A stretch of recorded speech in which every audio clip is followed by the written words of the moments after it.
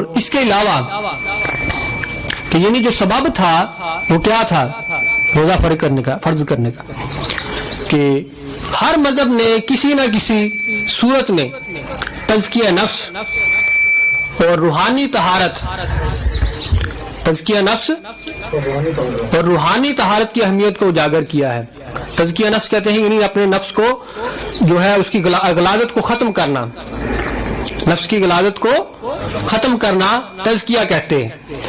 اور پھر روحانی طہارت یعنی انسان کا جو باطنی عمل ہے اور روحانی عمل ہے, ایک جسمانی ہے اور ایک روحانی ہے, روحانی جو عمل ہے, یعنی ہر مذہب نے تزکیہ نفس اور اس کے ساتھ ساتھ روحانی طہارت کی اہمیت کو اجاگر کیا. ٹھیک ہے نا. اور پھر ان میں یہ انداز الگ الگ تھے, ان کے طریقے بھی الگ تھے کہ ان کے طریقے جو تھے تزکیہ نفس کا, کسی کا طریقہ کچھ تھا اور کسی کا کچھ تھا. جیسے ہندوؤں میں تزکیہ نفس کے لیے پوجا کا طریقہ بنایا جاتا ہے. کون سا؟ پوجا کا. وہ پوجا کرتے ہیں بتوں کی, کچھ ایسا طریقہ بناتے ہیں کہ اپنے نفس کو وہ برائی سے ختم کرتے ہیں. ان کے مذہب کے مطابق اپنے نفس کو برائی سے ختم کرتے ہیں, ہٹاتے ہیں, جدا کرتے ہیں. بات سمجھ آئی؟ اور پھر عیسائیوں میں رہبانیت کا عمل ہے. کون سا عمل؟ رہبانیت کا عمل ہے عیسائیوں میں.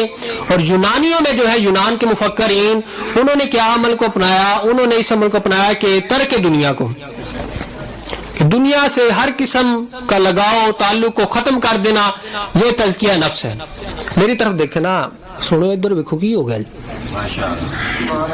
ہاں توجہ کریں نا, اس طرح آپ کو بات نہیں سمجھ آئے گی. میرا کیا فائدہ اس بات بتانے کا؟ آپ کو بات توجہ کریں گے تو اب جہاں نہ سمجھ آئے مجھ سے پوچھ لیں, سوال کریں. میں اسی لیے تو یہ اجتماع کا اہتمام کیا ہے کہ آپ کو روزے کا مقصد پتا چلے اور روزے کی اہمیت پتا چلے, اس مہینے کی اہمیت پتا چلے. اگر جتنے آگے بندے والے ویکھی جانا پھر کی کرنا ہے, کوئی فائدہ نہیں. لہٰذا میری طرف توجہ کریں تاکہ بات سمجھ آئے. اگر کوئی بات سمجھ نہ آئے تو ہاتھ کھڑا کریں, مجھ سے پوچھیں, انگلی کھڑی کر لیں, ہاتھ کھڑا کر. ٹھیک ہے نا. ہاں تو یونانیوں نے ترک دنیا کا عمل اپنایا. اور بدھ مت جو مذہب ہے نا, پتہ ہی ہے سبھی کو, بدھ مت جو مذہب ہے انہوں نے تزکیہ نفس کے لیے تمام خواہشات جو انسانی ہیں, نفسانی ہیں, ان کو قطعاً ختم کر دینا اور فنا کر دینا. ٹھیک ہے نا. اس کی بنا پر تزکیہ نفس کو رکھا. ٹھیک ہے نا. بدھ مت نے کیا کیا؟ تمام خواہشات, ٹھیک ہے نا, دنیاوی خواہشات, جسمانی خواہشات, تمام تر نفسانی خواہشات کو ختم کرنا, یہ ان کے اندر تزکیہ نفس ہے. انہوں نے یہ طریقہ اپنایا تزکیہ نفس کا, نفس کو پاک کرنے کا, اس کو بہتر کرنے کا, کہ تمام دنیاوی خواہشات کو ختم کر دیا جائے. لہٰذا وہ نفس جو ہے وہ بہتر ہو جائے گا. کیا ہو جائے گا؟ نفس ہو جائے گا, انسان کا نفس. اب نفس کی بات بھی سن لیں, یہ بھی ایک الگ سے ایک بحث ہے, کنسپٹ ہے اسلام میں. تھوڑا سا مختصر آپ کے سامنے رکھتا ہوں. نفس جو ہے وہ انسان کی جان کو کہتے ہیں. انسان کی جان کو نفس کہتے ہیں. جیسے اللہ نے قرآن مجید میں ارشاد فرمایا کلو نفس ذائقۃ الموت.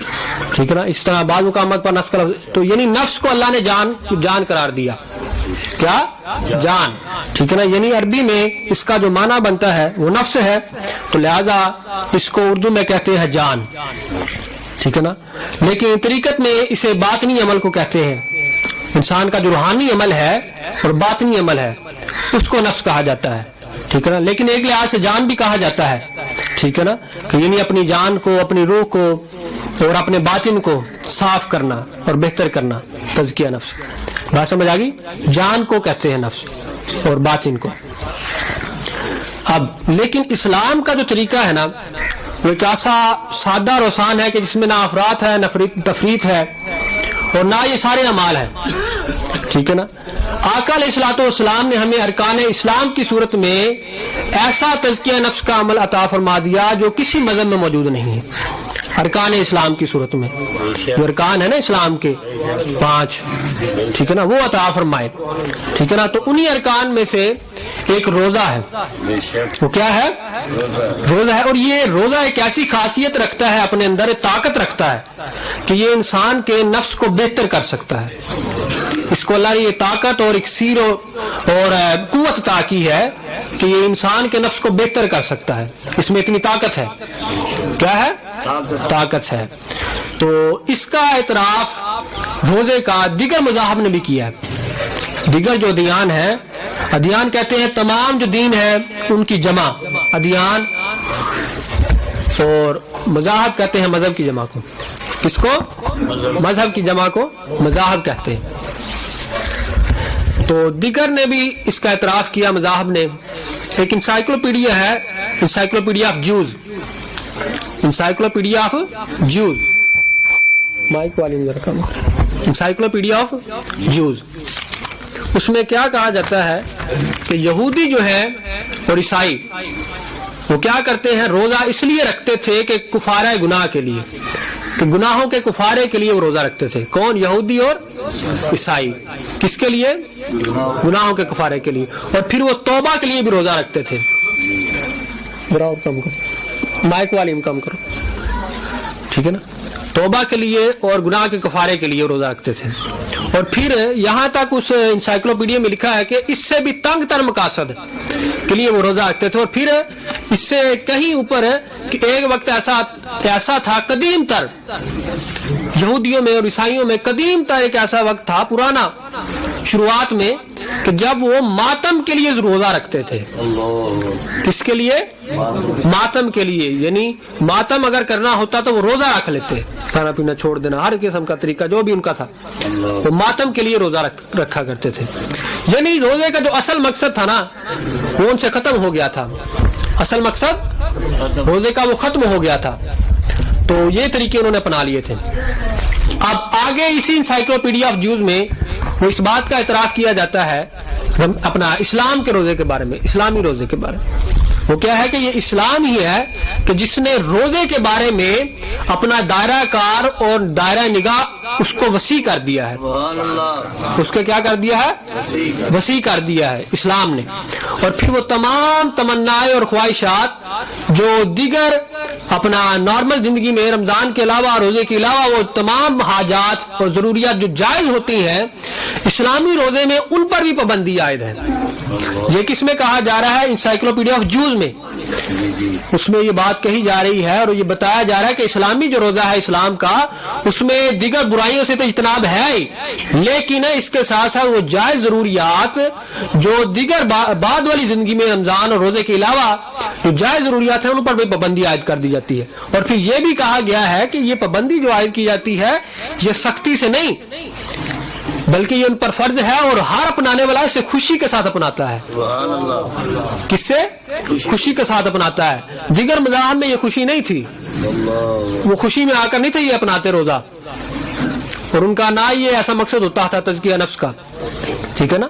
تو وہ اپنے اغراض و مقاصد کے لیے، جو ذاتی مفادات کی خاطر، جو میں نے آپ کو پہلے توبہ کے لیے، کفارہ گناہ یا ماتم کے لیے، کوئی اس طرح کی صورتوں کو اختیار کرنے کے لیے وہ روزہ رکھا کرتے تھے، ٹھیک ہے نا. کہ یعنی یہ اس بات کا اعتراف غیر مسلموں نے بھی کیا ہے کہ اسلامی روزے میں یہ اہمیت ہے اور اس کی یہ فضیلت ہے، ٹھیک ہے نا، جو دیگر اپنا مذاہب میں نہیں ملتی، روزوں میں دیگر مذاہب کے روزوں میں نہیں ملتی، ٹھیک ہے نا.